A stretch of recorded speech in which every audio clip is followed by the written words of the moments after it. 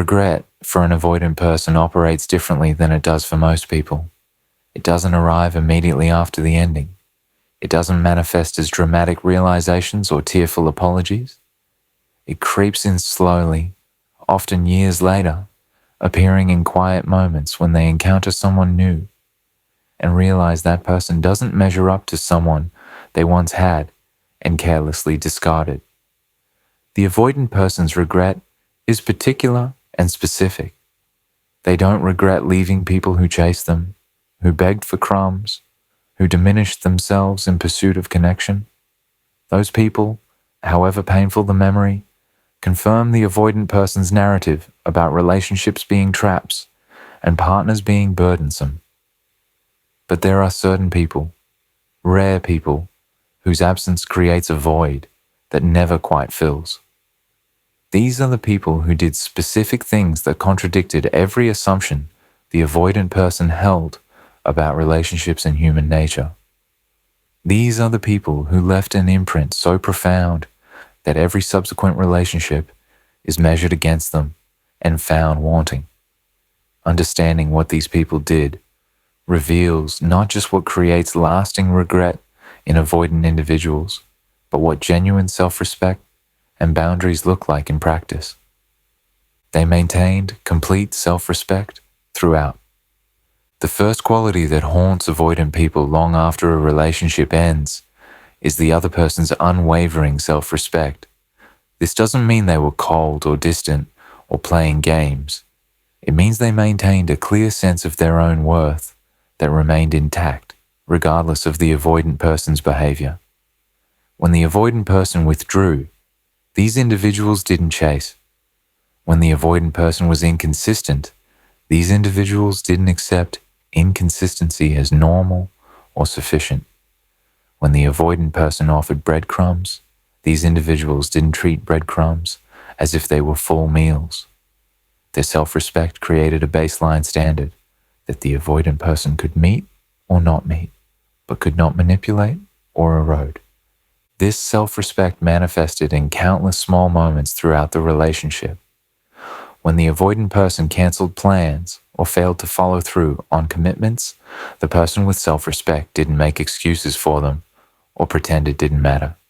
They acknowledged the disappointment without dramatics, without attempting to make the avoidant person feel guilty, but also without minimizing their own feelings. They said simple, direct things like, "I'm disappointed you canceled," or "It's frustrating when you don't follow through," and then moved on with their day. They didn't wait by the phone for apologies or explanations. They didn't rearrange their entire schedule hoping for a reschedule. They had lives that continued with or without the avoidant person's participation. The avoidant person, accustomed to partners who absorbed their inconsistency and made it their problem to solve, found this self-respect deeply confusing at first. They expected pursuit when they withdrew. They expected emotional chaos when they were inconsistent. They expected the other person to work harder, to prove their worth, to convince the avoidant person to show up more fully. Instead, they encountered someone who simply lived their life with the implicit message, "You're welcome to participate fully, but I'm not going to diminish myself to accommodate your fear of intimacy." This response didn't trigger the avoidant person's usual pattern because there was nothing to push against, no desperation to flee from, no trap closing around them. The self-respect showed most clearly in how this person handled the avoidant's hot and cold behavior. When the avoidant person was warm and present, this person responded with warmth and presence. When the avoidant person withdrew and became distant, this person matched that distance without panic or protest. They didn't interpret the withdrawal as their failure or inadequacy. They understood it as the avoidant person's pattern, something that said everything about the avoidant person and nothing about their own worth. This understanding prevented the usual dynamic, where the other person's anxiety about the withdrawal triggers more withdrawal in the avoidant person, creating a downward spiral. What made this self-respect particularly powerful was its authenticity. This wasn't strategy or game playing. This person genuinely believed in their own worth. They had done enough internal work to know that someone's inability to show up fully reflected that person's limitations, not their own lovability. They didn't need the avoidant person's validation to feel valuable. They didn't need the avoidant person's attention to feel worthy of attention.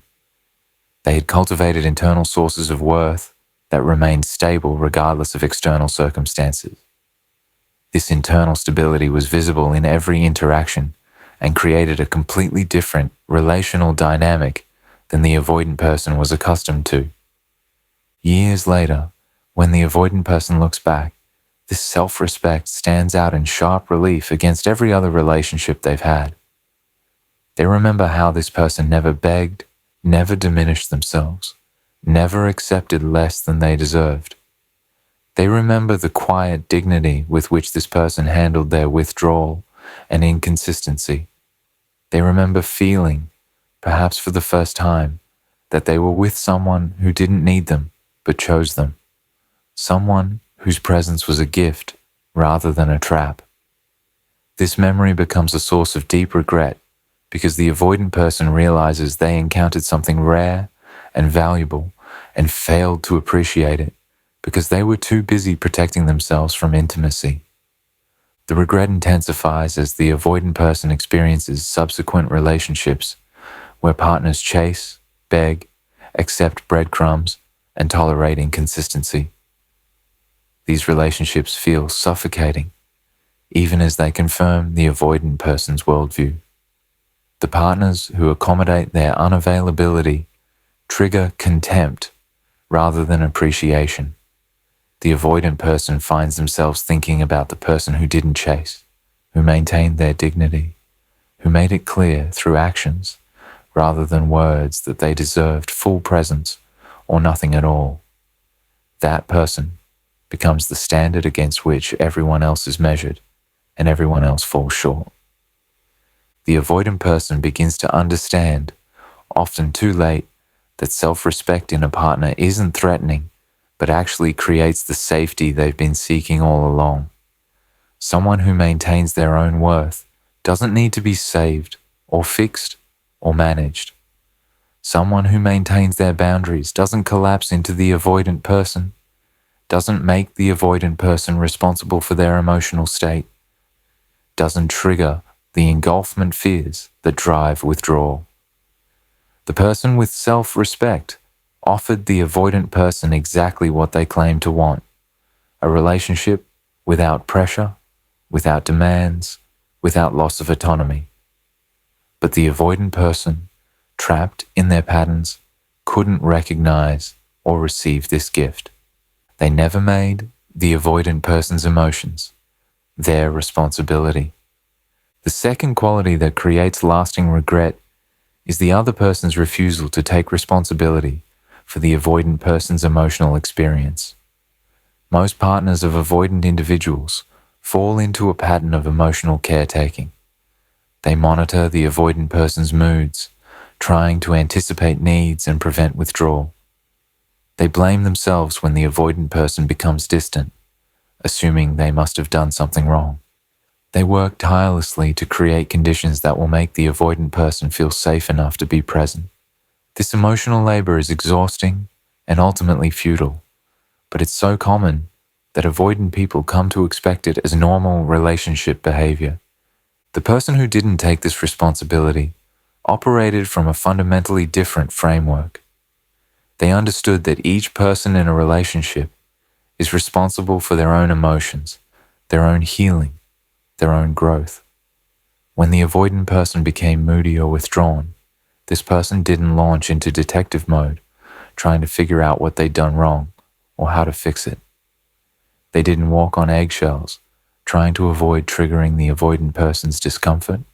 They simply maintained their own emotional equilibrium and gave the avoidant person space to feel whatever they were feeling without making it mean anything about the relationship's viability or their own adequacy as a partner.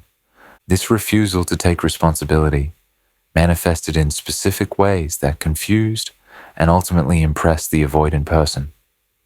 When the avoidant person withdrew, this person didn't pepper them with questions about what was wrong or what they needed.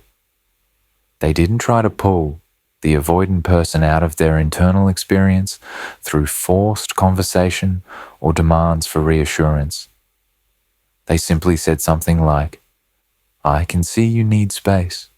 I'm here when you're ready," and then went about their life.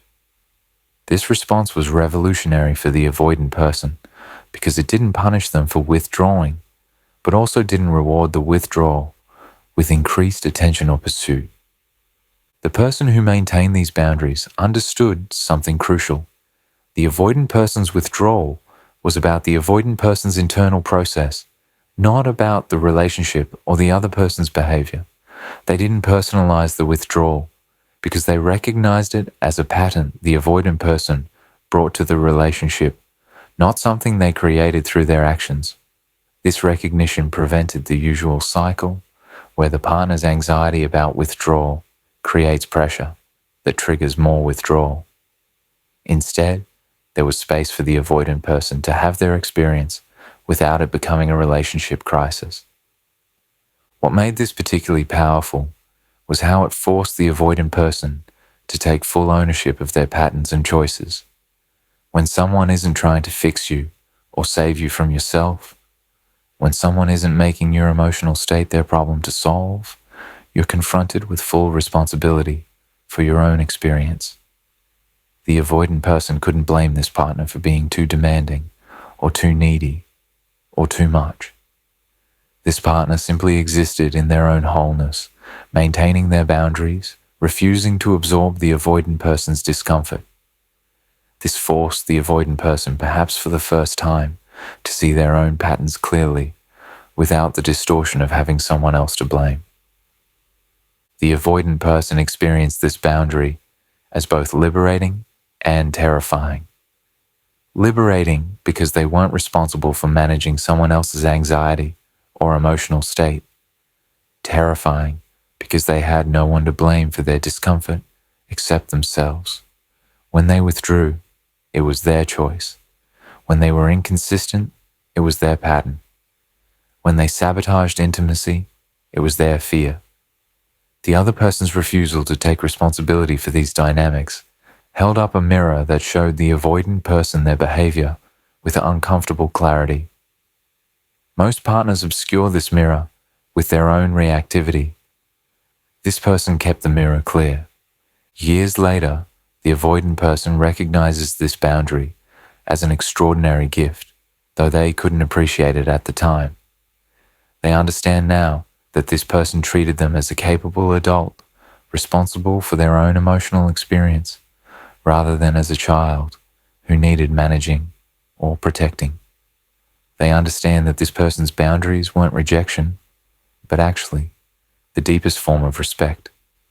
They see how this person created space for them to show up or not show up, to be present or withdrawn, without making it mean anything catastrophic. This space was the very thing their attachment wounds had always craved, but their defense mechanisms prevented them from receiving. The regret comes from recognizing that this person offered something the avoidant person claimed to want. A relationship without enmeshment, without codependency, without someone making them responsible for emotions that weren't theirs to manage. But the avoidant person, unable to tolerate intimacy, even in its healthiest form, withdrew from this as well. They left someone who had mastered the balance between connection and autonomy, someone who could be close without being consuming, someone who understood that loving someone doesn't mean managing their emotional experience. The avoidant person searches for this quality in subsequent relationships and never quite finds it, discovering too late that it's rare and precious. They left, first without drama or explanation.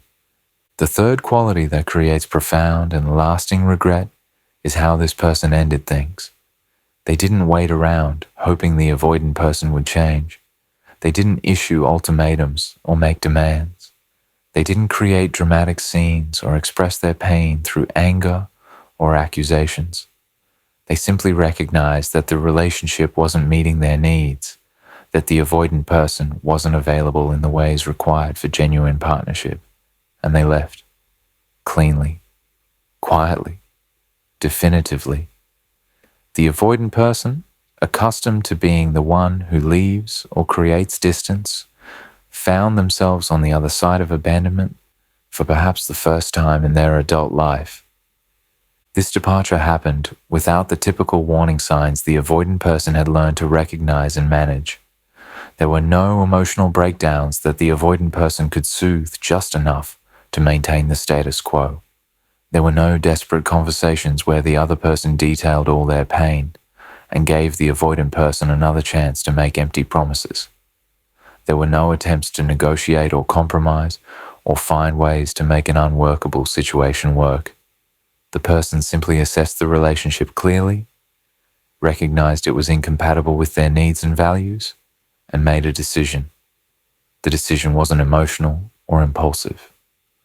It was calm and rational and final. The conversation, if there was one, was brief and to the point. This person didn't feel the need to catalog all the ways the avoidant person had hurt them or failed to show up. They didn't try to make the avoidant person understand or feel guilty or admit fault. They simply stated the reality. This relationship isn't working for me. I need something different. I'm choosing to leave. The absence of blame or anger or attempts to change the avoidant person's mind was disorienting. The avoidant person had no familiar script to follow. They couldn't defend themselves because they weren't being attacked. They couldn't make promises because promises weren't being requested. They couldn't manage the other person's emotions because those emotions weren't being presented for management. What made this departure particularly impactful was its finality. This person didn't leave the door open. They didn't suggest staying friends or checking in later to see if things had changed. They didn't maintain contact or respond to the avoidant person's eventual attempts to reconnect. They simply left and moved forward with their life, treating the relationship as something that existed in the past and would remain there. This completeness of the ending prevented the avoidant person from employing their usual strategies of maintaining connection at a distance or keeping people in orbit in case they wanted to return later. The avoidant person's initial response to this departure was typically relief mixed with confusion. Relief because the pressure was off, the relationship's demands had ceased, they were free to return to their comfortable autonomy. Confusion because the ending didn't follow the script they expected. They anticipated drama, emotion, attempts to make them stay, opportunities to be the one who left. Instead, they were left and left so completely that it felt like the other person had simply erased them from their life. This completeness triggered something in the avoidant person that partial endings never had: genuine loss. As time passed, the avoidant person kept expecting the usual pattern to reassert itself. They expected the other person to reach out, to express residual feelings, to leave the door open for potential reunion. They expected to see signs that they still mattered, that they still occupied space in the other person's thoughts. None of this happened. The other person had genuinely moved on, not as performance or strategy, but as authentic redirection of energy and attention elsewhere. The avoidant person had been released completely, and this complete release felt different from anything they'd experienced before. The regret began growing in the space created by this complete ending. The avoidant person started thinking about the relationship more, not less, as time passed. They found themselves wanting to reach out, to explain, to see if the door might open again. But the firmness of the ending made this seem pointless. This person had made a clear decision and moved forward with conviction. The avoidant person recognized, often for the first time, what it felt like to want someone who didn't want them back, to miss someone who wasn't missing them, to wish for another chance that wasn't being offered. Years later, This ending stands out as the most dignified, self-respecting departure the avoidant person has witnessed. They realize this person valued themselves enough to leave a situation that wasn't meeting their needs rather than staying and slowly eroding their sense of worth. They understand that this person's refusal to stay stuck, to keep hoping, to keep accepting breadcrumbs, was an act of profound self-love that they couldn't appreciate at the time. They recognized that this person left, first not as punishment, but as protection, choosing their own well-being over the slim possibility that the avoidant person might eventually change. The regret intensifies as the avoidant person realizes they'll never get another chance with this particular person. The door is closed. The opportunity is gone. The person who left has built a life that doesn't include them and won't include them. This finality creates a unique kind of loss, one where the avoidant person can't maintain the fantasy that they could return if they wanted to, that the person is still available, that the option remains open. The person who left first and never looked back becomes the one that got away, not because they were perfect, but because they were self-respecting enough to refuse a relationship that diminished them. They built something remarkable after the ending. The fourth, and perhaps most powerful source of regret, comes from witnessing what the other person built after the relationship ended. This person didn't just move on, they transformed. They took whatever pain or disappointment they experienced from the relationship and used it as fuel for remarkable growth and achievement.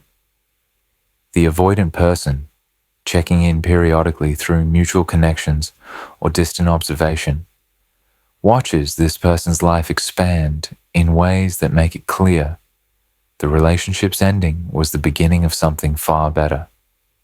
This transformation creates a specific kind of regret, the recognition that the relationship was holding this person back, that their absence allowed this person to flourish. The transformation manifests in multiple dimensions simultaneously. Professionally, this person achieves things that seemed distant during the relationship. They get promotions, start businesses, complete advanced degrees, take creative risks that pay off. The energy and attention that was being drained by the unsatisfying relationship dynamic redirects toward pursuits that actually provide return on investment. The avoidant person observes these achievements and realizes that during their relationship, this person's potential was being suppressed by the emotional labor of managing the avoidant person's unavailability. The success this person experiences after leaving makes clear what they sacrificed while staying. Personally, the transformation is even more striking. This person becomes visibly happier, more confident, more vibrant. The stress and anxiety that characterized them during the relationship with the avoidant person dissolves. Their social circle expands. They engage in activities and pursue interests that had been neglected. They radiate a kind of peace and contentment that was impossible while they were tied to someone emotionally unavailable. The contrast between who they were in the relationship and who they became after is so stark that it tells a clear story. The relationship was damaging them, and leaving allowed them to heal and thrive. Romantically, when this person eventually enters a new relationship, the difference is obvious to everyone observing, including the avoidant person. The new partner is present, consistent, emotionally available. The relationship looks easy in ways that relationships with avoidant people never do. There's no drama, no confusion, no hot and cold dynamics. Just two people showing up fully for each other, building something stable and nourishing. The avoidant person watches this, comparing it to what they offered, and realizes they were giving breadcrumbs while this person deserved and could attract a full meal. This comparison creates shame and regret that burrows deep. What makes this transformation particularly difficult for the avoidant person to witness is how little bitterness or anger the other person carries. They don't speak badly about the avoidant person. They don't present themselves as a victim of terrible treatment. They simply moved forward, learned from the experience, and built something better. This grace is more damning than anger would be. It shows that the other person processed the relationship, took responsibility for their part in staying too long, learned from their mistakes, and grew. The avoidant person, still trapped in their patterns, recognizes this growth as something they're incapable of achieving, while this person has clearly achieved it. The avoidant person begins experiencing an uncomfortable emotion, envy. They're envious of this person's happiness, their growth, their ability to attract healthy relationships, their visible thriving. This envy contrasts sharply with the avoidant person's own life, which often remains stagnant. The avoidant person continues cycling through the same relationship patterns, encountering the same problems, creating the same dynamics with different people. Meanwhile, the person who left has completely broken free of those patterns and is living proof that growth and change are possible. The evidence of the other person's transformation makes the avoidant person's stagnation impossible to ignore. Years after the ending, the avoidant person looks at what this person has built and feels the full weight of their regret. They understand now that they had access to someone exceptional, someone capable of deep love and commitment, someone with the strength to leave when staying would have slowly destroyed them. They understand that this person's decision to leave wasn't weakness or inability to handle difficulty, but profound wisdom and self-respect. They understand that losing this person was one of the biggest mistakes of their life, not because this person was perfect, but because this person was healthy, capable of growth, and deserving of far more than the avoidant person was able to give. The regret the avoidant person experiences regarding these four qualities is distinct from generic nostalgia or missing someone.